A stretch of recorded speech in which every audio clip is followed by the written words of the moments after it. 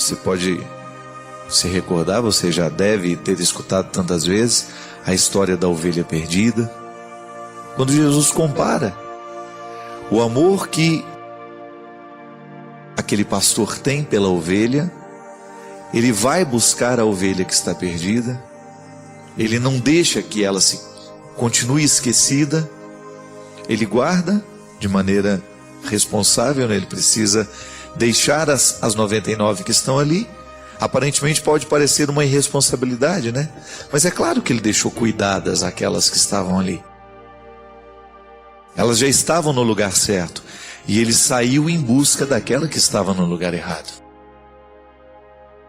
Nesta parábola, nós podemos descobrir a beleza de um Deus que sai para buscar o que está perdido. É natural do amor ir buscar o que está perdido.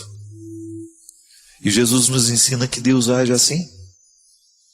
O pastor cuida das ovelhas que estão ali, e ao perceber que está faltando uma, ele guarda as 99 e vai buscar a que está perdida. Também dentro das parábolas da misericórdia nós encontramos a história do filho pródigo, daquele rapaz que resolveu pedir a parte da herança e ir embora. E depois de viver um tempo longe do pai, de ter gastado toda a herança, ele descobre naquele momento de ausência, de sofrimento, que a gente sabe que o sofrimento nos revela muitas coisas importantes. Naquele momento de dor e de sofrimento, de solidão, ele descobriu que o lugar dele não era aquele. Ele ficou indignado com o que estava vivendo. Ele ficou assustado com aquilo que ele havia escolhido. E o que ele faz? Ele se encoraja para ir buscar a reconciliação com o pai e pedir perdão. Na verdade, naquele momento que o rapaz descobre que ele está no lugar errado, que ele deveria estar na casa do pai dele, o coração dele se ilumina de uma maneira muito bonita para fazê-lo perceber que quando nós estamos vivendo uma situação de erros, é interessante a gente saber dar o passo para buscar a reconciliação. E o coração daquele rapaz o iluminou para que ele se encorajasse para ir buscar o perdão do pai. Tanto é que ele sai, olha, eu vou viver como um empregado na casa do meu pai, porque eu já não tenho mais direito à herança. Eu já gastei tudo que tinha. A minha parte, o meu pai já me deu e eu já gastei. Então ele não volta para querer ser filho de novo. Ele volta para querer ser empregado, porque ser empregado do pai dele era melhor que viver naquelas condições em que ele estava vivendo. Foi a conclusão a que ele chegou. O meu pai trata melhor os empregados dele do que eu estou sendo tratado aqui. Ele, na verdade, quando saiu de casa, ele queria festas, queria alegrias, queria se realizar. Ele achava muito pacata a vida que ele vivia na casa dele, né? E depois de ter feito todas essas experiências, ele chegou à conclusão de que estava errado. E isso é interessante na vida. Chegar à conclusão de que se está errado e não ficar lamentando. Não ficar vivendo as consequências do erro de maneira, como é que a gente poderia dizer? De maneira desastrosa, né? Viver a consequência do erro de maneira desastrosa é você não sair do erro. Mas de repente você percebe, errei, não fiz como poderia ter feito. Aí você vai buscar o acerto que você ainda tem direito. A misericórdia de Deus nos ensina isso, minha gente. Nunca é tarde para que a gente reconheça de que nós estamos no lugar errado. O pecado é o lugar errado. As escolhas infelizes que nós vamos fazendo, que vão destruindo a nossa vida, não é para isso que Deus nos projetou. Mas aí a gente precisa ter a coragem de acreditar que o Deus que nos espera está lá para nos tratar como filhos, não como empregados. E foi a grande transformação que aconteceu no coração do rapaz. Imagina ele voltando para casa, desejoso de reencontrar um lugar na fazenda do pai, mas para ser um empregado, porque ele não se sentia merecedor de ser reintegrado à família, de ser tratado como filho, porque foi ele mesmo que não quis mais. Existia uma lógica nessa história, né? É justo. Quantas vezes nós perdemos a fé em Deus porque Deus não fez o milagre como nós queríamos? Mas cuidado, às vezes o verdadeiro milagre você ainda não viu. O verdadeiro milagre não era a cura daquela pessoa. Eu sempre tenho isso em relação ao Padre Léo. Padre Léo, todos nós rezamos pela cura do Léo. Quem não rezou pela cura do Léo? Todos nós rezamos. A gente apressadamente poderia dizer, a cura do Léo não aconteceu.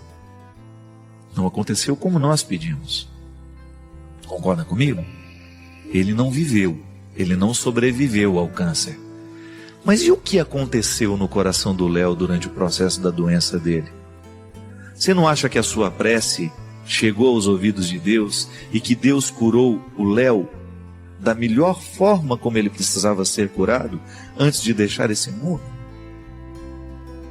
Minha gente, é muito relativo. Viveu 20, viveu 30, viveu 50, viveu 40. Nós somos muito apegados.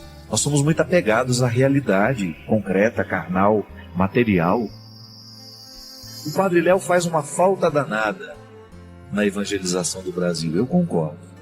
Faz falta na minha vida. Quantas vezes na minha vida eu desejei isso depois da partida dele? Muitas. Mas eu não posso me apegar ao meu desejo, às minhas necessidades. O tempo que ele viveu foi o tempo que Deus precisou dele aqui. E eu fico maravilhado de pensar que a nossa oração pode não ter surtido efeito do jeito como nós queríamos que surtisse, mas surtiu de outras formas. É muita pretensão nossa achar que Deus vai fazer o que a gente determinou. A maneira mais bonita que nós temos de rezar é entregando a Deus a situação e que agora Ele cuide. Nós vamos fazer a nossa parte, nós vamos buscar o tratamento, nós vamos agilizar as nossas coisas, nós vamos dar entrada na documentação, nós vamos buscar os nossos direitos, nós vamos lutar, nós vamos fazer isso, vamos fazer aquilo. Mas vai chegar um momento em que nós vamos precisar deixar que a graça e a ação de Deus nos atinja como Ele decidiu. É muito cansativo, minha gente. Eu fico vendo isso na minha vida. Como muitas vezes é cansativo. E o processo se torna ainda mais cansativo quando eu quero ter tudo nas minhas mãos. Quando eu não sei delegar. Quando eu não sei confiar naquele membro da minha equipe. Pode observar como nós muitas vezes ficamos exaustos, cansados demais, porque nós insistimos em tomar conta de tudo. Nós não sabemos delegar. Não sabemos atribuir responsabilidades. Agora você já imaginou? Se até na nossa oração nós temos dificuldade de entregar a Deus, coloca nas mãos dele. Você não sabe no que vai dar. É fé. Porque se você soubesse no que daria, aonde você chegaria, o que seria, você não precisaria ter fé. Ter fé é você colocar na mão do outro e você acreditar que ele vai fazer. Como ele vai fazer? Você precisa ter fé. Você vai confiar. Muitas vezes as nossas insatisfações são geradas ali. Quando nós entregamos a Deus o pedido, mas já damos a Ele o manual de instruções de como nós queremos que aquele pedido seja atendido. Deus não é uma bula de remédio que pode ser lida e pode ser facilmente compreendida. Deus é mistério. A revelação de Deus na história são indícios do que Ele é, para que a gente possa chegar a essa verdade. Mas Deus é preservado no seu mistério. A sua ação no mundo é sempre misteriosa. Aqui, agora, nesse momento aí, no seu coração, alguma coisa pode estar acontecendo. Algum milagre pode estar sendo realizado agora, porque você resolveu deixar Deus agir. Pode ser que você esteja nervoso demais, preocupado demais com o que vai ser, com o que vai acontecer. Pode ser que você esteja desperdiçando muitas energias. Pode ser que você esteja rezando por uma pessoa e você esteja apavorado porque essa pessoa pode morrer a qualquer momento. Pode ser que você esteja com medo de perdê-la. Confie. Deus está do seu lado, não se sinta só nessa hora. O pior sentimento que nós podemos ter na vida é solidão, minha gente. E Deus quebra esse sofrimento, esse sentimento, Cada vez que nós, de maneira madura, nos aproximamos dele, estendemos as mãos e acreditamos que ele sempre tem uma alegria para nos oferecer, um crescimento a nos proporcionar, é fé. É a oportunidade que nós temos de dar a Deus o direito de comandar a nossa vida, de nos ajudar neste processo de travessias, de andanças. Nós precisamos chegar lá. Deus quer a nossa maturidade, Deus quer o nosso crescimento. Mas para a gente chegar lá, nós precisamos segurar na mão dele, nós precisamos confiar que o lugar para onde ele vai nos levar é melhor do que o lugar onde a gente está hoje. Não tenha medo disso. Coloque-se nas mãos de Deus, coloque as realidades que você acha que estão pesadas demais sobre você, confie. É sempre bom a gente saber que alguém muito mais competente do que nós está cuidando daquilo que nós não sabemos cuidar sozinhos. Isto é Deus. Muito mais competente do que nós. Porque só Ele sabe o que verdadeiramente pode fazer feliz o nosso coração. Quantas vezes nós perdemos a fé em Deus porque Deus não fez o milagre como nós queríamos? Mas cuidado, às vezes o verdadeiro milagre você ainda não viu. O verdadeiro milagre não era a cura daquela pessoa. Eu sempre tenho isso em relação ao Padre Léo. Padre Léo, todos nós rezamos pela cura do Léo. Quem não rezou pela cura do Léo? Todos nós rezamos. A gente apressadamente poderia dizer, a cura do Léo não aconteceu. Não aconteceu como nós pedimos. Concorda comigo? Ele não viveu, ele não sobreviveu ao câncer. Mas e o que aconteceu no coração do Léo durante o processo da doença dele? Você não acha que a sua prece chegou aos ouvidos de Deus e que Deus curou o Léo da melhor forma como ele precisava ser curado antes de deixar esse mundo? Minha gente, é muito relativo. Viveu 20, viveu 30, viveu 50, viveu 40. Nós somos muito apegados. Nós somos muito apegados à realidade concreta, carnal, material. O Padre Léo faz uma falta danada na evangelização do Brasil. Eu concordo. Faz falta na minha vida. Quantas vezes na minha vida eu desejei isso depois da partida dele? Muitas. Mas eu não posso me apegar ao meu desejo, às minhas necessidades. O tempo que ele viveu foi o tempo que Deus precisou dele aqui. E eu fico maravilhado de pensar que a nossa oração pode não ter surtido efeito do jeito como nós queríamos que surtisse, mas surtiu de outras formas. É muita pretensão nossa achar que Deus vai fazer o que a gente determinou. A maneira mais bonita que nós temos de rezar é entregando a Deus a situação e que agora Ele cuide. Nós vamos fazer a nossa parte, nós vamos buscar o tratamento, nós vamos agilizar as nossas coisas, nós vamos dar entrada na documentação, nós vamos buscar os nossos direitos, nós vamos lutar, nós vamos fazer isso, vamos fazer aquilo. Mas vai chegar um momento em que nós vamos precisar deixar que a graça e a ação de Deus nos atinja como Ele decidiu. É muito cansativo, minha gente. Eu fico vendo isso na minha vida. Como muitas vezes é cansativo. E o processo se torna ainda mais cansativo quando eu quero ter tudo nas minhas mãos. Quando eu não sei delegar. Quando eu não sei confiar naquele membro da minha equipe. Pode observar como nós muitas vezes ficamos exaustos, cansados demais, porque nós insistimos em tomar conta de tudo. Nós não sabemos delegar. Não sabemos atribuir responsabilidade. Agora você já imaginou? Se até na nossa oração nós temos dificuldade de entregar a Deus, coloca nas mãos dele. Você não sabe no que vai dar. É fé. Porque se você soubesse no que daria, aonde você chegaria, o que seria, você não precisaria ter fé. Ter fé é você colocar na mão do outro e você acreditar que ele vai fazer. Como ele vai fazer? Você precisa ter fé. Você vai confiar. Muitas vezes as nossas insatisfações são geradas ali. quando nós entregamos a Deus o pedido, mas já damos a Ele o manual de instruções de como nós queremos que aquele pedido seja atendido. Deus não é uma bula de remédio que pode ser lida e pode ser facilmente compreendida. Deus é mistério. A revelação de Deus na história são indícios do que Ele é, para que a gente possa chegar a essa verdade. Mas Deus é preservado no seu mistério. A sua ação no mundo é sempre misteriosa. Aqui, agora, nesse momento, aí, no seu coração, alguma coisa pode estar acontecendo. Algum milagre pode estar sendo realizado agora. Porque você resolveu deixar Deus agir. Pode ser que você esteja nervoso demais, preocupado demais com o que vai ser, com o que vai acontecer.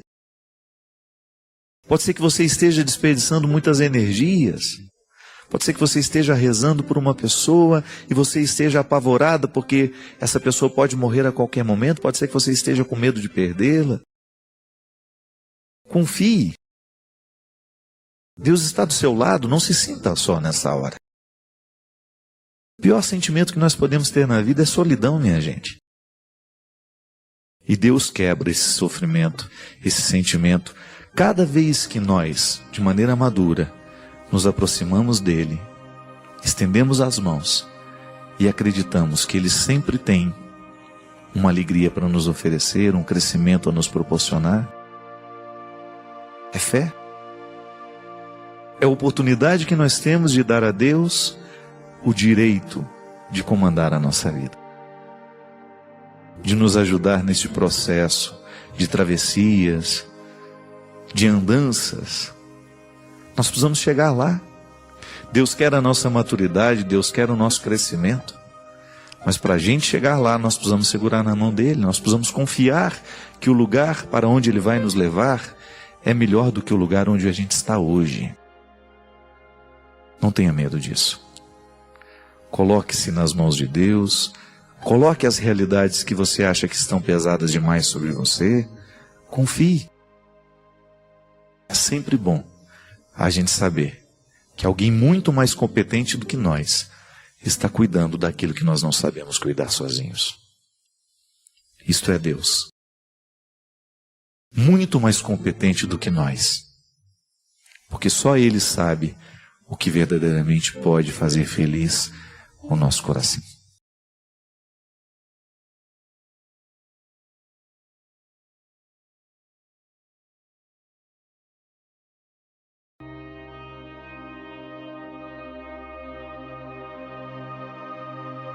Uma pergunta bem feita, ela tem o poder de gerar respostas muito criativas dentro de nós.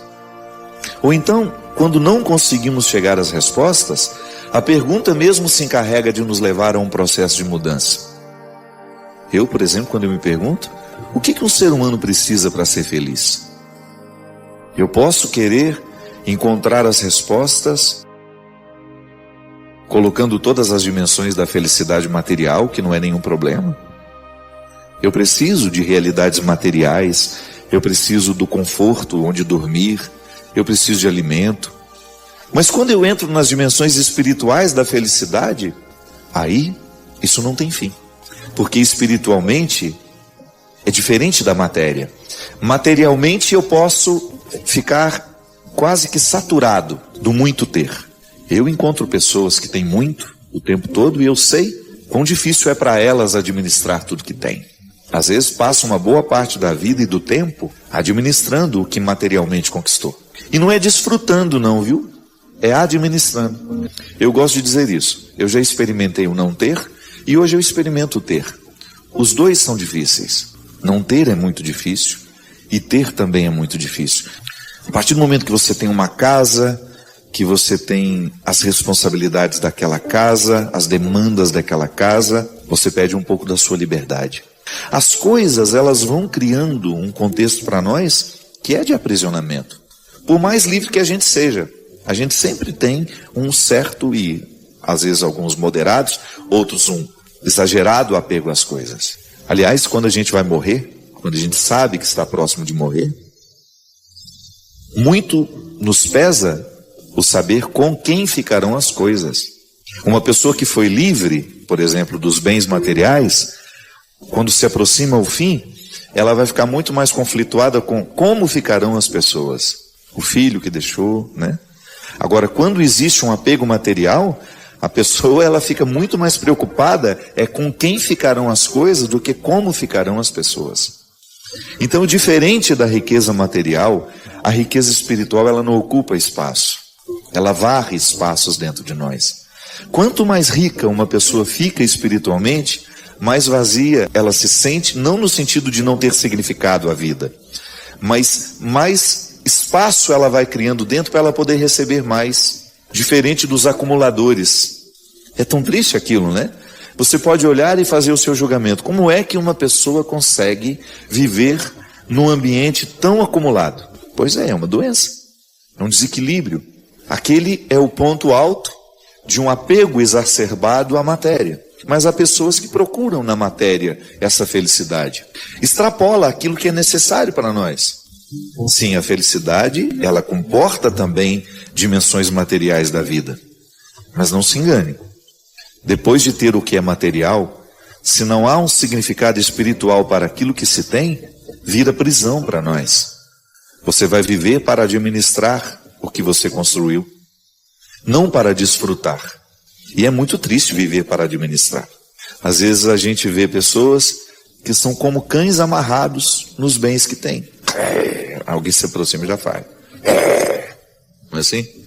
Vive ali para vigiar. O carro não pode ter um arranhãozinho. Se ele perceber que tem um arranhão, ele já não dorme à noite. Ele já quer no outro dia e resolver aquele problema. É um apego exagerado. Faz a felicidade depender de tudo aquilo que é material. Mas o ter, se ele não estiver revestido de realidades espirituais, de significados espirituais, torna-se apenas um fardo.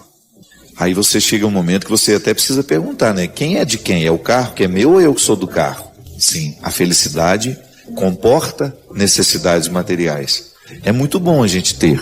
As coisas não nos tornam mais ricos. As coisas só nos tornam mais pesados. Porque é o ter sem espiritualidade.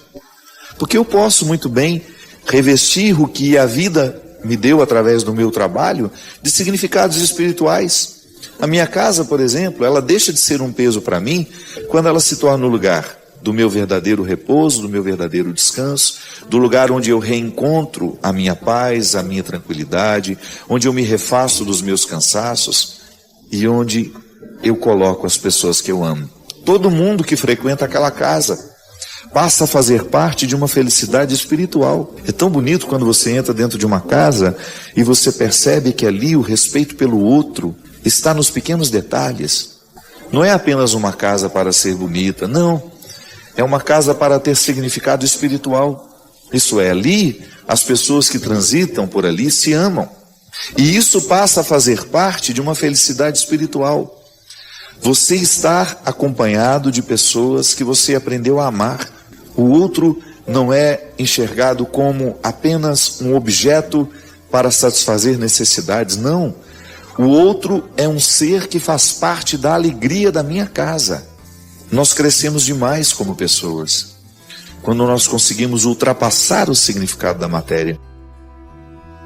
Não, nós precisamos permitir que Deus nos eleve, que Deus nos faça crescer.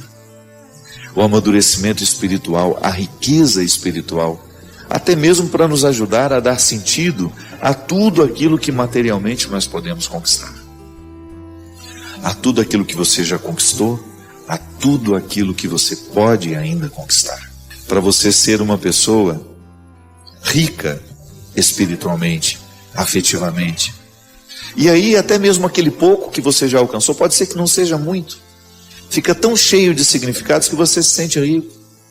Você tem aquela sensação de que já valeu a pena. Você fica generoso, você fica grato com a vida, que é muito ruim quando nós não aprendemos a gratidão. Podemos conquistar tantas coisas e ainda assim não estamos satisfeitos. Por quê? Falta a riqueza espiritual de ser grato. De perceber aquilo que você alcançou como um resultado que sempre merece ser comemorado. Eu desejo que você, nas suas lutas, você tenha sempre o direito e a possibilidade de retirar os seus excessos, para você ter diante dos seus olhos a sua verdade fundamental. Sem exageros, só você. E a partir disso, você reencontrar o caminho da vida. É tão interessante isso, né? O que eu gosto no outro é aquilo que sobra do nosso encontro. É o que nós provocamos quando nós estamos juntos. A amizade, ela funciona assim. Eu gosto do que provocamos quando estamos juntos. E é tão fácil de perceber, porque quando você está com uma determinada pessoa, você provoca com ela. Martin Buber dizia que é uma outra terceira pessoa, com existência própria, né? O encontro entre duas gera de maneira espiritual, de maneira não material, claro, mas muito perceptível por essa pessoa que a gente se apaixona, ou por essa pessoa que a gente tem implicância, antipatia. É o que sobra do nosso encontro. Agora, de repente, se chega uma terceira pessoa, já modifica, né? Naturalmente somos modificados quando existe uma terceira pessoa no meio de nós, porque já não somos apenas aquilo que somos quando estamos a dois. Você, quando você está com um filho, sozinho com ele, gera uma terceira pessoa, vocês dois. Se o marido chega, já modificou o resultado deste encontro. Então, por isso que às vezes é tão difícil, depois que um namoro deixa de ser namoro, ele continuar sendo amizade. Porque vai depender muito da maneira como nós interpretamos essa terceira pessoa que nasce do nosso encontro. Agora, a regra é interessante para a gente entender a vida afetiva. Por que eu tenho tanta dificuldade com aquela pessoa? É o resultado nosso. O encontro gera um resultado humano, existencial. Por que eu gosto tanto de estar com aquela pessoa? Por causa daquilo que ela provoca em mim quando ela me encontra. Existem pessoas que conseguem extrair de nós o que as outras não conseguem. Eu estou passando por uma experiência muito interessante, que é de ser biografado. O biógrafo, que é o repórter Rodrigo Alvarez, aliás, eu me sinto extremamente honrado de ser biografado por um homem da grandeza do Rodrigo, do ponto de vista profissional, do ponto de vista humano. Um ser humano extremamente capacitado, sensível. Rodrigo atualmente é correspondente da Rede Globo em Berlim, mas eu o conheci em Jerusalém, durante o Pentecostes do ano passado. E eu me lembro que eu fui dar uma entrevista para o Rodrigo, e antes da entrevista, fui até o Gilberto, da Obra de Maria.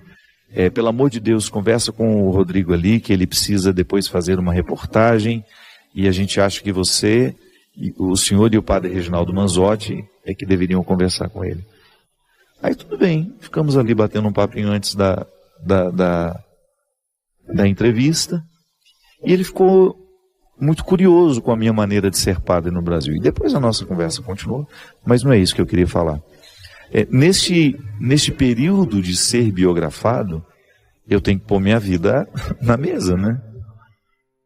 Eu tenho que lembrar fatos, pessoas que passaram por mim, que me ajudaram a ser quem sou. E o que é interessante é perceber, pegar esses personagens ao longo da minha vida e identificar o que cada personagem provocava em mim. E foi muito interessante identificar algumas pessoas do passado, algumas que já morreram inclusive, que são absolutamente responsáveis pela minha maneira de ser hoje. E eu já estava esquecido disso. Foi só no ato de contar a história, de ter que revirar esse passado para que o Rodrigo entendesse a minha vida e pudesse escrevê-la, é que eu fui tomando consciência da importância dessas pessoas na configuração do meu caráter. Elas arrancaram de mim sentimentos, posicionamentos, pensamentos, posturas que as outras não arrancaram. O resultado do outro em mim. Aquilo que nós provocamos quando estamos juntos. Você se casou assim. Se você investigou bem seu marido, se não foi na pressa, você se casou justamente porque você se apaixonou pelo que sobrava entre você e ele quando vocês estavam juntos. Era bom o resultado humano que você experimentava quando você estava a sós com ele.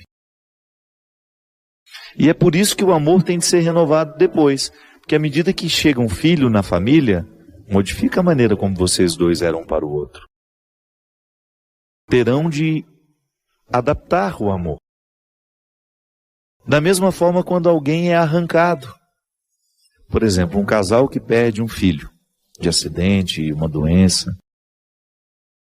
As estatísticas dizem que muitos casais, depois de enfrentarem a perda de um filho, passam pelo processo da separação. Sabe por quê? A psicologia explica, é muito simples. Porque a maneira de sentir e interpretar a ausência do filho é diferente no homem e é diferente na mulher. E às vezes não há entendimento, não há uma compreensão dessa diferença. Então, ou a mãe acha que o pai não está ligando para a perda, ou o contrário. Tudo vai depender da intensidade com que essa perda é sentida no coração de cada um. Não é interessante isso? Então, quando alguém chega, a relação dos dois é modificada. Mas também quando alguém é arrancado, a relação é modificada. É o que o outro provoca em nós. São os mistérios do nosso sentimento, minha gente. O ser humano é muito misterioso. É muito enigmático. Né, minha Bia querida? Minha produtora querida. Ela está ali no fundo dizendo a verdade, pai. Se estivesse sentindo profundamente o que eu estou dizendo. O ser humano é misterioso. É por isso que, gente, nós temos que frear muito a nossa língua para fazer julgamentos precipitados, para chegar a conclusões precipitadas. Nós somos puro mistério. A gente precisa muito mais se observar. É a observação que vai dando a gente condições, habilidade para lidar com o outro, para ser pai dele, para ser mãe, para ser irmão. É assim. Sem essa observação, a gente não chega nem a saber o que o outro provocava em nós. E você sabe que quando a gente tem essa sabedoria, esse pensamento um pouco mais profundo, a gente começa a entender até o porquê que a gente tem implicância daquela pessoa. Porque é natural, não tem como evitar. Algumas pessoas a gente é mais simpático, outras menos. Eu sei que algumas pessoas querem que eu não sinta isso porque eu sou padre. Me desculpe, não é assim que funciona. Eu não tenho direito de desprezar ninguém, não tenho direito de tratar ninguém mal da mesma maneira como você não tem. Não é porque eu sou padre. Não é porque eu sou um menino educado pela dona Ana. Agora, o meu sentimento de querer proximidade com esse ou com aquele, me desculpe. Isso é humano. Eu não tenho o direito de negligenciar a minha oportunidade de ser padre na vida de alguém. Mas eu tenho o direito, sim, de eleger os que participarão da minha intimidade.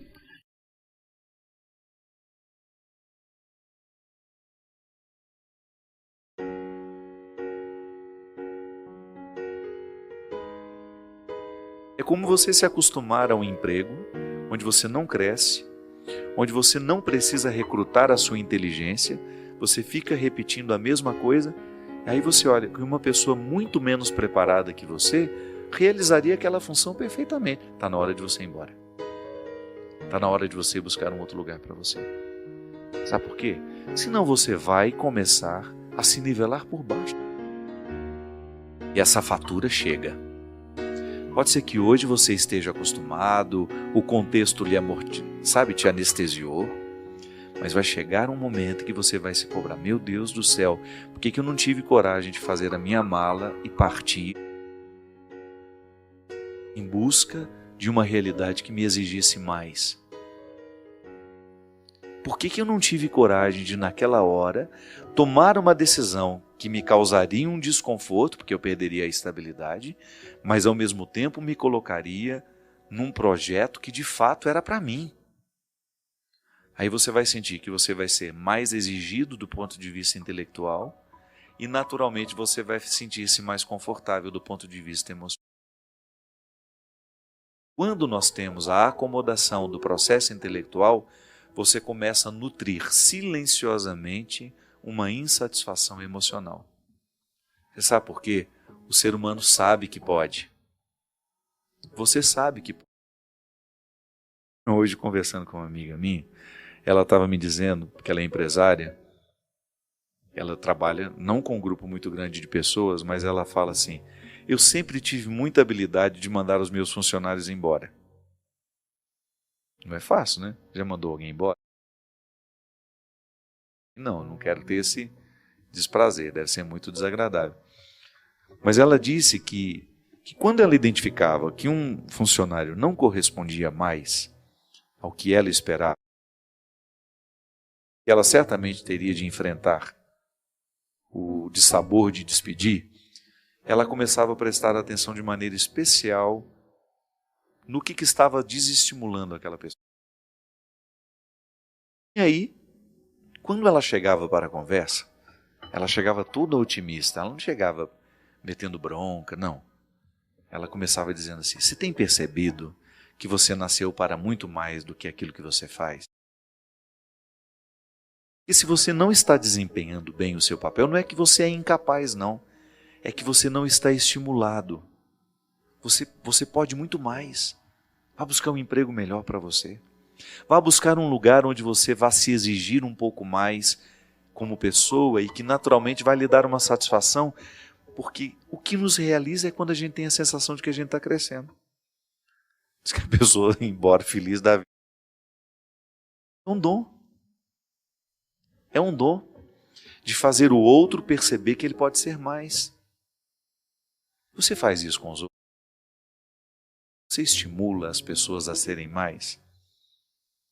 Ou você aproveita a acomodação para que elas fiquem escravizadas nos seus interesses? Você é capaz de se desafiar a querer mais para você? Ou você se contentou com o pouco que a vida lhe deu?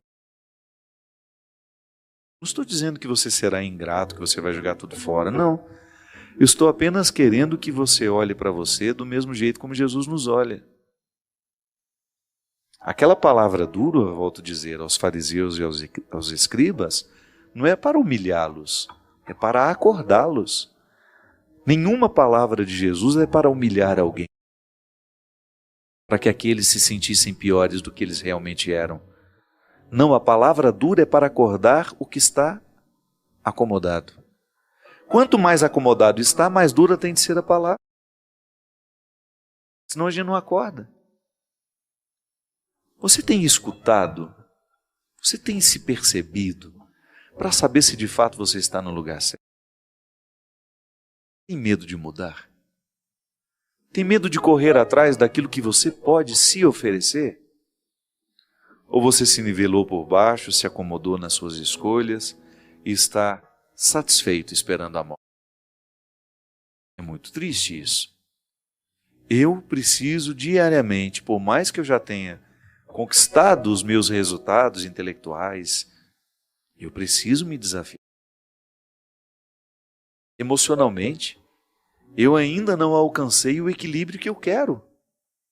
Quero viver cada vez mais dono das minhas emoções. Não quero ser escravo dos meus sentimentos, das minhas iras, dos meus ódios, não. O processo de Deus para mim, o convite de Jesus para mim, é superar tudo aquilo que para mim é um contexto de hipocrisias. Eu quero ouvir essa palavra aqui e em nenhum momento pensar que Jesus está querendo me humilhar em público. Jesus está querendo é me acordar. Quanto mais dura é a palavra de Deus para nós, maior é o seu amor. Porque aquele que ama exige até a última gota. para que aquele que é amado chegue ao melhor de si mesmo. É isso que eu lhe desejo. Que Deus lhe desafie, que Deus lhe incomode, que Deus lhe grite essa palavra dura, para que você saia de todas as realidades, para que você rompa com todas as realidades que estão lhe aprisionando.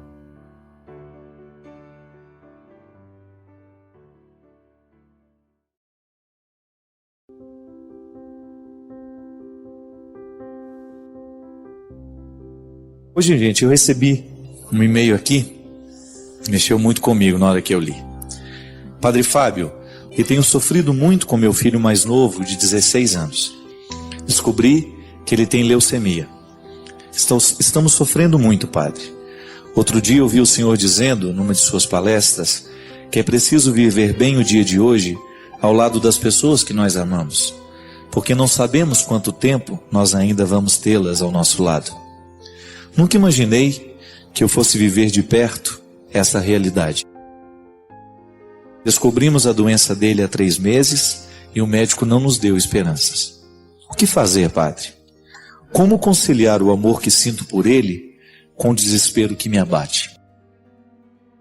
Tento ser forte na frente dele, mas estou em ruínas.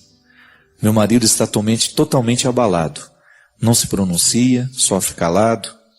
Temos uma filha de 6 anos. Minha mãe tem me ajudado muito, mas eu preciso de uma palavra do Senhor, padre. Meu coração está dilacerado, meu amigo.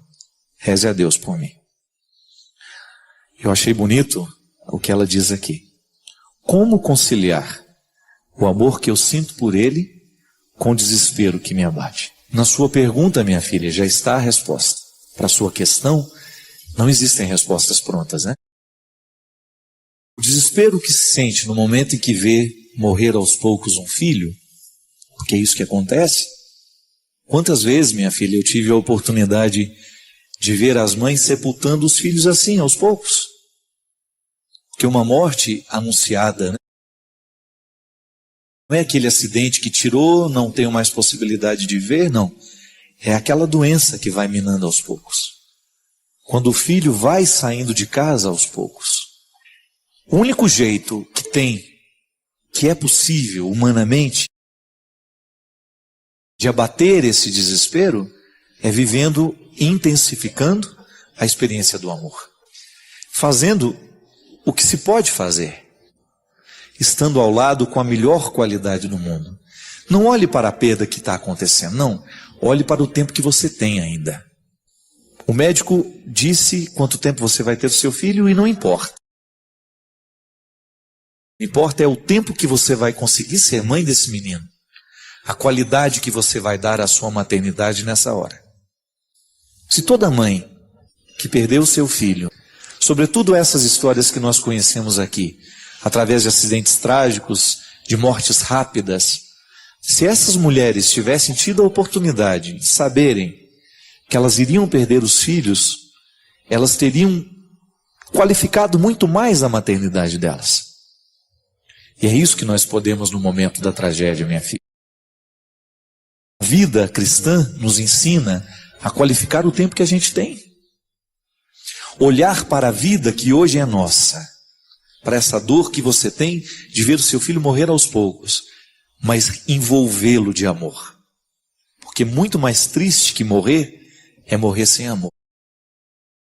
É morrer na solidão, é morrer no abandono, é morrer no desespero. E você lutar para que este momento seja com qualidade. Você ser a mãe que você pode. Você chorar na hora que você tiver vontade, mas você nunca deixar de estar do lado do seu filho, ou você nunca perder a oportunidade de estar ao lado dele, porque você sabe que vai morrer. Porque o grande problema do desespero é que às vezes ele nos retira da possibilidade de ficar com as pessoas que estão morrendo. Pode observar, às vezes nós entramos em depressão, nós perdemos a vitalidade, nós perdemos a graça, e a pessoa morre sem ter tido a nossa presença. Porque a gente ficou deprimido, a gente não teve força para lutar, então o outro perdeu a oportunidade de nos ter por um tempo. E pode ter certeza, minha filha, que nós estamos unidos ao seu coração de mãe e ao coração de tantas mulheres e homens que estão passando pela mesma situação. de ver alguém especial ir embora pela força de uma doença. Não importa quanto tempo a gente ainda tem. O importante é a gente fazer de tudo para a gente viver bem o tempo que nos resta. Que Deus lhe abençoe. Ninguém é imundo. Por vezes estamos, mas não somos. O verbo ser refere-se à essência, o verbo estar às circunstâncias. O mesmo vale para o erro. Ninguém é errado, mas podemos estar errados. Essa compreensão nos humaniza, retira-nos do tribunal, onde corriqueiramente condenamos nos outros o que não suportamos reconhecer em nós. É tão difícil separar, do ponto de vista de linguagem, o ser do estar. E como não sabemos diferenciar na linguagem, também erramos na diferenciação dos conceitos. Quantas vezes você se interpretou um erro? Quantas vezes você interpretou o outro como um erro? Não. A circunstância do erro não nos determina. A nossa essência continua lá. É interessante porque na antropologia cristã nós acreditamos que Deus não errou com nenhum de nós. É claro que ao longo da vida as pessoas vão errando com a gente. É como se a gente pudesse dizer, o alicerce é bom, mas as paredes foram mal construídas. Deus não errou no alicerce. Deus nos fez, Deus nos concedeu a essência da bondade. Mas por escolhas ou por influências, nós vamos escolhendo o errado. Nós vamos escolhendo o imundo. Nós vamos escolhendo a fofoca, a maledicência. Nós vamos escolhendo aquilo que nos despersonaliza. E aí nós vamos entrando nos contextos negativos, impondo ao ser circunstâncias danosas e pecaminosas. Pecado nem no sentido, nem que eu estou falando aqui, não é nem no sentido religioso. Pecado enquanto realidade que fere a dignidade humana. Que até mesmo os ateus precisam ficar atentos, porque eles também têm uma dignidade a ser preservada. Se nós compreendêssemos isso, nós julgaríamos menos as pessoas. Nós deixaríamos de classificá-las de acordo com as nossas decisões. A pessoa errou com você e você vai ficar eternamente dizendo que ela é horrível, que ela é isso, que ela é aquilo. Não, ela não é. Ela por acaso naquele momento foi com você.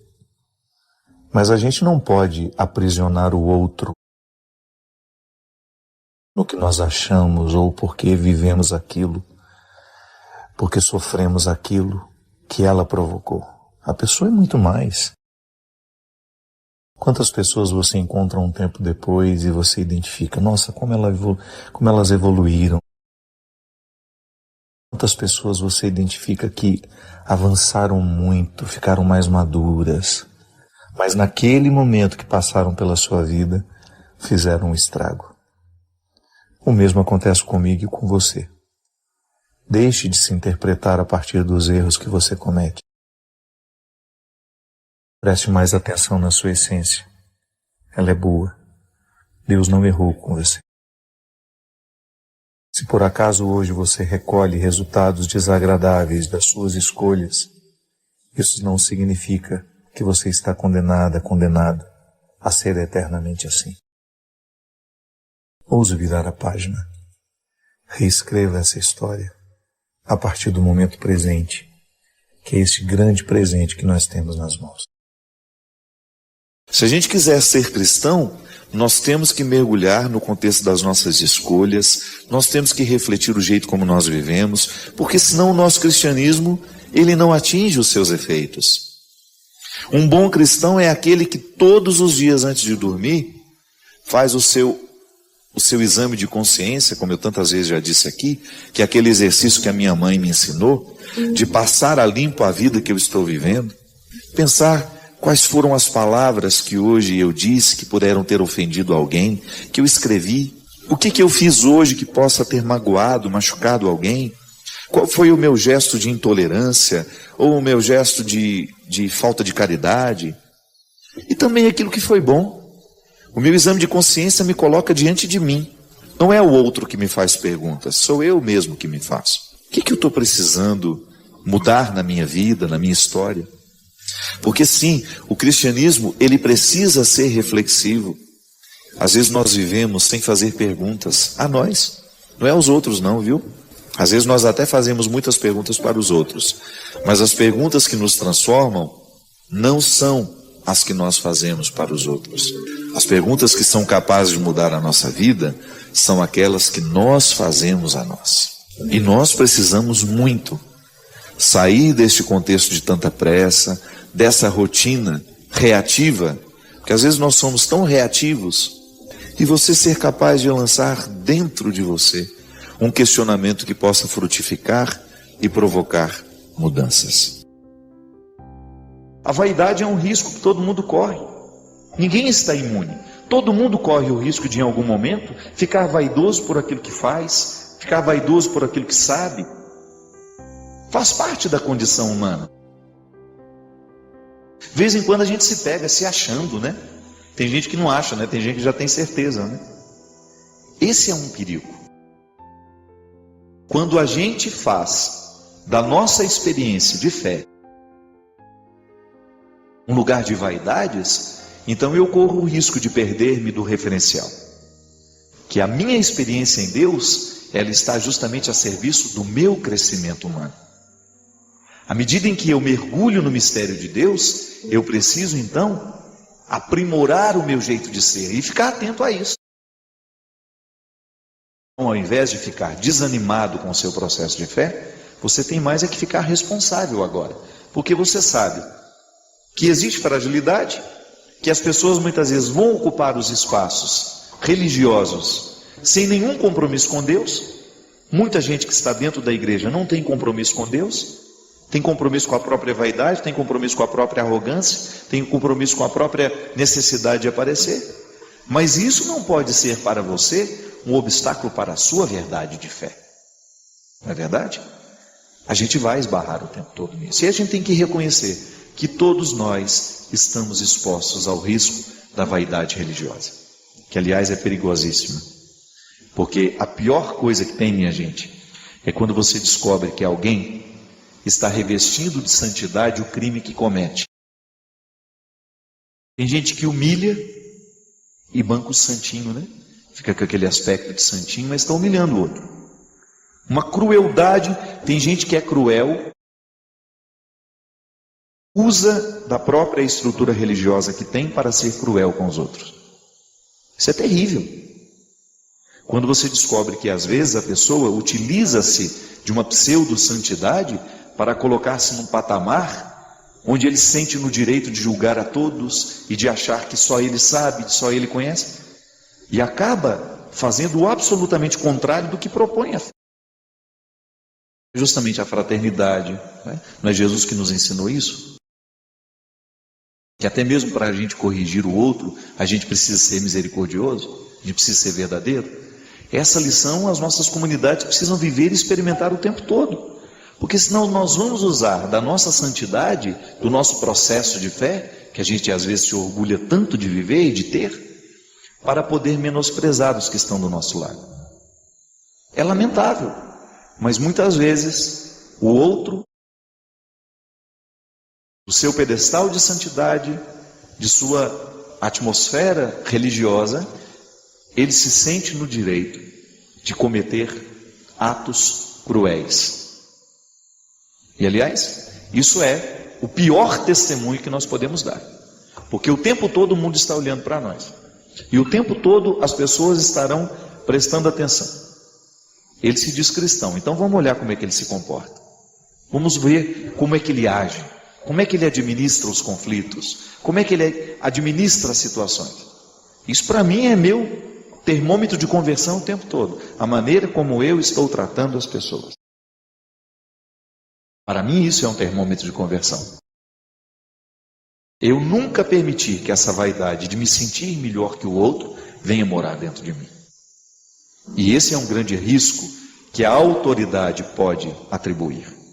E é por isso que a gente precisa voltar às raízes da autoridade que estão lá no Evangelho. Quem mais tem autoridade, mais deve servir. Jesus dizia que a autoridade é a mesma coisa que serviço. Quanto mais autoridade você tem, maior tem que ser a sua capacidade de servir.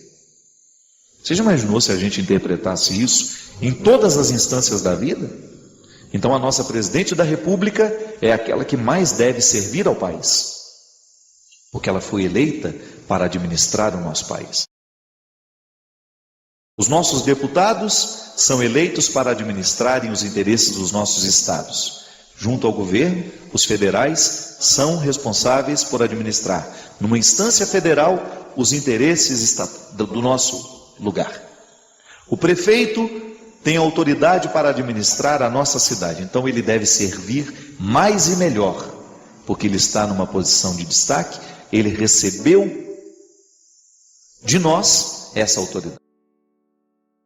O padre, ele está diante de uma comunidade, então ele é o que mais deve servir. O bispo, na autoridade que lhe foi dada, ele administra a diocese, servindo essa diocese, criando o bem comum, fazendo com que cada vez os padres possam estar juntos, possam viver bem a sua missão. Ele é o grande incentivador, o legítimo representante do Papa ali naquela igreja particular. Aí o Papa, ele é o grande servidor de Cristo dentro da Igreja Católica. E nós, todos nós, somos convidados a reconhecer qual é a autoridade que hoje eu tenho. Que de vez em quando nós somos revestidos de autoridade, ainda que temporária. Por exemplo, eu estou com esse microfone na mão, falando a muitas pessoas. Olha que autoridade. Não posso exercer aqui esta oportunidade de estar com você a serviço das minhas vaidades, a serviço dos meus interesses? Não. A minha consciência me coloca diante de Jesus como sendo aqui agora um legítimo representante dele para servir, através do meu trabalho, através daquilo que a vida me deu, através daquilo que eu estudei, daquilo que eu rezei, daquilo que eu experimentei. Não é assim? De vez em quando a vida me dá autoridade com alguém. Entra lá dentro do meu confessionário, ou para se aconselhar comigo, me conta a vida dela, e de repente eu tenho a autoridade da palavra. Às vezes a pessoa espera de mim uma palavra. Eu me recordo que anteontem, um rapaz, acho que o nome dele é Ricardo, ele estava mas ele estava me falando justamente da dificuldade que ele tinha de administrar as dores interiores e de não permitir que elas tomassem conta dele. A cabeça estava o tempo todo movida por ideias ruins, por sentimentos negativos, pessimistas. No momento em que ele me faz uma pergunta, ele está me concedendo a autoridade. Veja bem, o encontro ficou, alguém, ao me fazer uma pergunta, ao confiar em mim, me propõe uma autoridade. É a autoridade dos afetos, Recorda-se que uma vez eu estava dizendo aqui, que eu precisei chamar a atenção da minha mãe de maneira muito dura, quando ela quebrou a perna? Pois é, minha mãe estava aborrecida, estava enjoada, querendo tomar um Tilenol a cada 2 minutos, e alguém precisava domar aquela velha. Tadinha, perninha quebrada, naquela indisposição toda, mas alguém precisava ser duro com ela. Dona Ana, a senhora não está morrendo, isso vai passar. E ela estava enjoada mesmo, ela estava querendo fazer o que ela queria, estava nem aí. Tomava remédio sem o médico mandar, ela mesma se receitava. Sentei na cama com ela, falei assim: ninguém vai aguentar a senhora. Com carinho, com amor. Mas por que eu falei isso para minha mãe, sem que isso ferisse o coração dela? Porque eu sei a autoridade que eu tenho na vida dela. Mas como é que eu exerço a minha autoridade na vida da minha mãe? Com autoritarismos? Com arrogâncias? Não. Eu preciso exercer como serviço. E não é troca não, viu? Não é falar, vou fazer por ela porque ela fez por mim. Não. Eu faria pela minha mãe mesmo que eu soubesse que ela não tivesse feito por mim. É porque eu identifico que quando eu tenho uma autoridade na vida do outro, eu tenho que exercer bem esse papel, com responsabilidade. A palavra tem um efeito, e eu sei que ela reconhece na minha palavra uma autoridade. E isso não é brincadeira.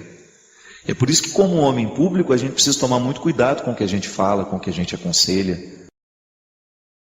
Porque a gente representa na vida das pessoas muito mais do que às vezes a gente imagina. E por isso o cuidado.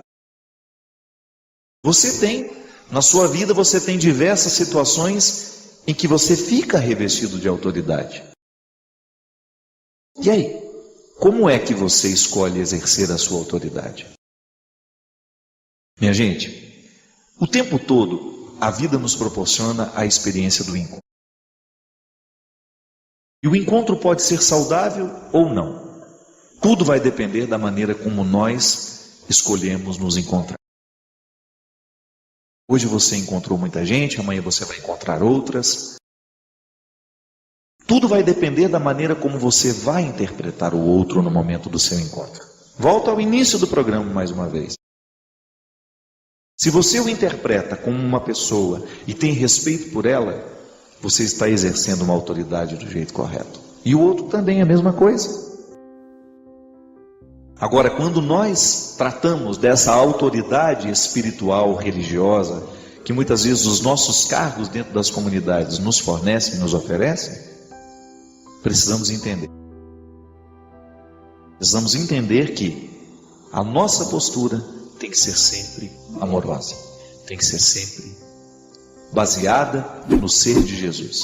Porque o nosso serviço não serve para nada se a gente não reconhece no serviço que a gente faz um lugar onde Deus nos trabalha, onde Deus nos modifica.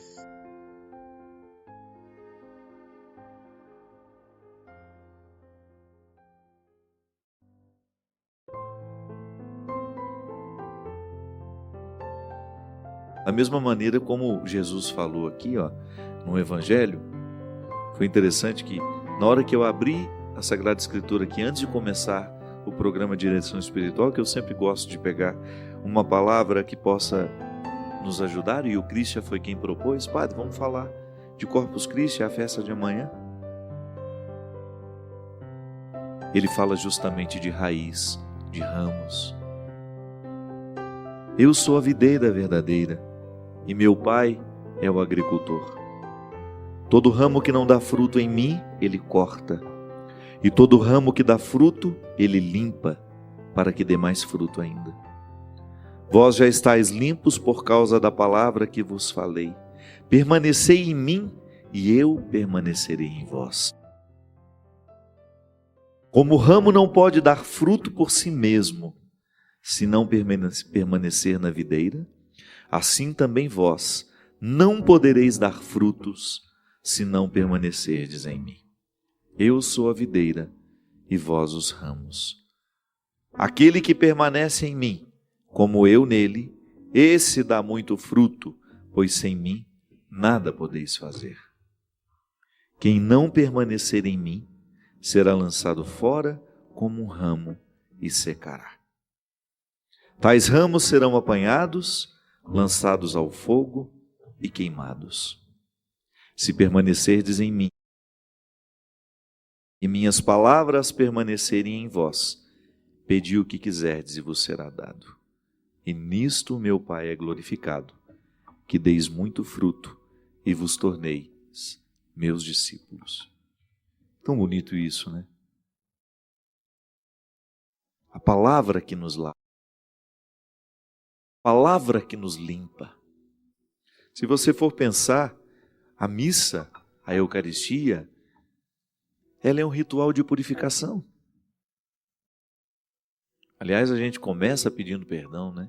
A gente começa, logo no início, a gente já tem o ato penitencial, que é a oportunidade que a gente tem de colocar a nossa alma no varal.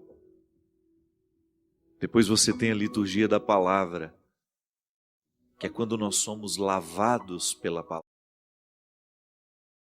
Sim, a palavra tem o poder de lavar-nos.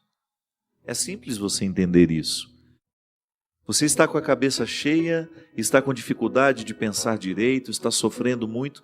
Vem uma pessoa com uma frase conselheira, inteligente, sábia, harmoniosa, e desfaz o seu equívoco. A palavra te lavou. Às vezes você está com o coração angustiado. A palavra que você escuta é como se fosse um bálsamo derramado sobre uma ferida. É como uma água limpa derramada sobre uma região que está suja, e aquela água vai purificando, vai retirando os excessos. Sim, a palavra de Deus lava a nossa mente. E é por isso que São Paulo dizia que a verdadeira conversão é aquela que se dá no interior dos corações, isto é, no interior das mentes, aqui. Onde eu penso, onde eu articulo as minhas ideias, e a partir dessas ideias gero comportamento. A palavra lavra, ela abre dentro de mim os espaços para que a água possa correr. A Eucaristia me perdoa, a Eucaristia me transforma. Para que eu tenha condições de ser Jesus de novo. É o interesse de Deus que encontra o meu desejo. E aí ninguém pode nos segurar mais, não. Quando o desejo de Deus encontra a minha vontade, quando o desejo de Deus encontra a sua vontade, seremos verdadeiramente transformados. E aí nós vamos poder oferecer para tantas pessoas que hoje, como a Alvênia, estão necessitadas de pessoas eucarísticas em suas vidas. Sim, minha gente, as pessoas eucarísticas, elas são capazes de transformar o mundo.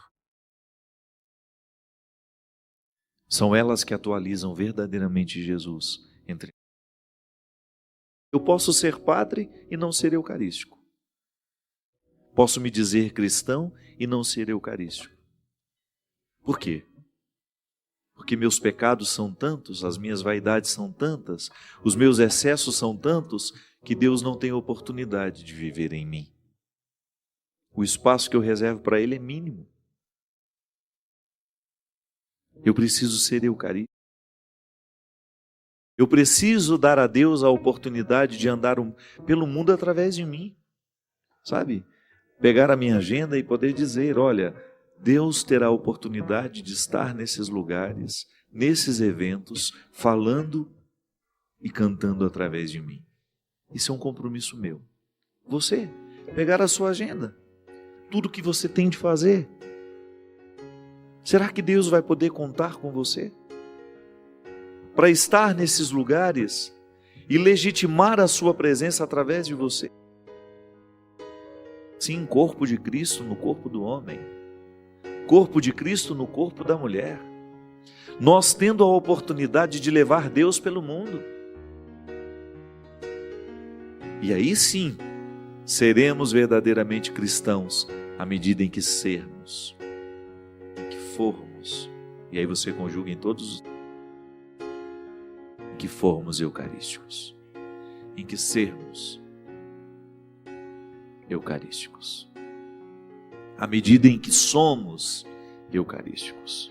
Isto é, dou a Deus a oportunidade de ser vivo através de mim, de ser.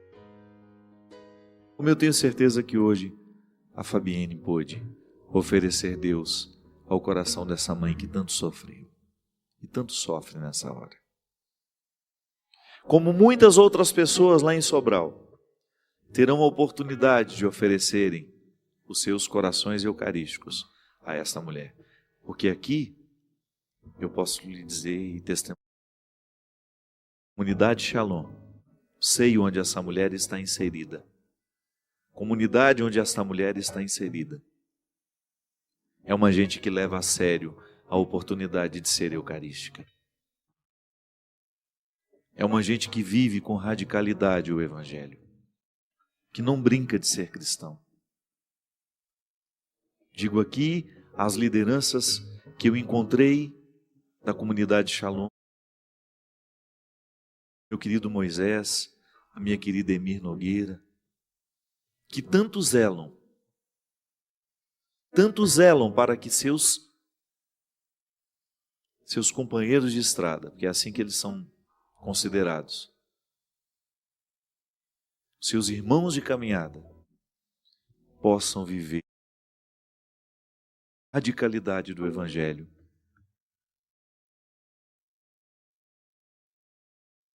Através da Eucaristia. Gente eucarística. É isso que a comunidade Shalom tem feito. Produzido uma fé eucarística. Sem alienação. Meu cristianismo precisa me devolver ao mundo melhor. Por isso eu preciso me converter. Por isso eu não posso brincar de ser cristão. Porque o outro precisa receber Jesus através de mim. O outro precisa receber Jesus através da minha palavra. O outro precisa receber Jesus através do meu olhar, através das minhas atitudes. Eu preciso ser eucarístico por onde eu for. E aqueles que hoje, com Alvênia, estão necessitadas e necessitados, terão a oportunidade de receber através de nós essa palavra que cura, essa palavra que lava e lavra, que restabelece através de nós, minha gente. Precisamos encarnar o discurso. É em nós que Deus mora, em nós que Deus vive. O programa de direção espiritual tem se tornado muito conhecido assim. Uma pessoa vai contando para outra, vai dando o horário do programa, e é assim que a Canção Nova cresce. Nós também queremos ser eucarísticos aqui, viu? A gente tem muitos defeitos, a gente é humano, mas nós estamos muito conscientes dessa oportunidade que nós temos de oferecer a Deus os espaços da nossa vida para que Ele também tenha os seus espaços. Aqui no programa de direção espiritual eu conto, por exemplo, com esse Jesus maravilhoso, músico através do Christian. Já pensou nisso, Christian? Que Jesus toca piano através de você? Pois é. Quanta vida foi transformada aqui, né? Através do nosso programa, ao som do seu piano, meu amigo. Então Jesus tendo a oportunidade de ser Eucaristia em você. Obrigado, viu? Muito obrigado pela parceria de longos anos. Agora em junho a gente vai fazer 10 anos de programa, né? Nós vamos fazer uma festa, não vamos? Vamos programar? Aí a gente avisa. Quem sabe a gente faz aqui no auditório para ter convidados no dia. Vai ser uma alegria. Quer presentear alguém? Quer se tornar Eucaristia na vida de alguém através de um presente que você dá? Até um presente pode ser eucarístico. Isto é, algo que possa trazer Deus ao coração daquela pessoa. Nós estamos relançando aqui, pela Canção Nova em parceria com a Planeta, o livro Quando o Sofrimento Bater a Sua Porta. É um livro justamente para... Gente, olha ali, parece que eu estou careca já. Você viu? Faz um buraco aqui atrás. Acho que é a luz. O cabelo vai ficando ralo, a luz vai... Esse livro é uma oportunidade que a gente tem de ajudar aquelas pessoas que estão vivendo momentos difíceis, passando por perdas. Escrevi há muito tempo e continua sendo muito atual. Graças a Deus, numa oportunidade que eu tenho de contar também os sofrimentos que já me ocorreram e aqueles que eu já vi de perto. Sempre uma maneira que a gente tem de ajudar o outro a limpar a mente através de uma boa reflexão. Muitos sofrimentos são alimentados, produzidos pela própria mente opressiva. Os nossos pensamentos nos oprimem e às vezes a gente tem que fazer uma limpeza. A melhor maneira de limpar a mente é através da reflexão. Por isso que a gente precisa ler coisas boas, coisas que nos ajudem a pensar melhor, coisas que possam expulsar os demônios que muitas vezes nós abrigamos dentro da mente, dentro do coração. Aí, se você quiser música, temos o DVD Deus no Esconderijo do Verso, que foi gravado no Teatro Municipal do Rio de Janeiro, aqui em 2 versões.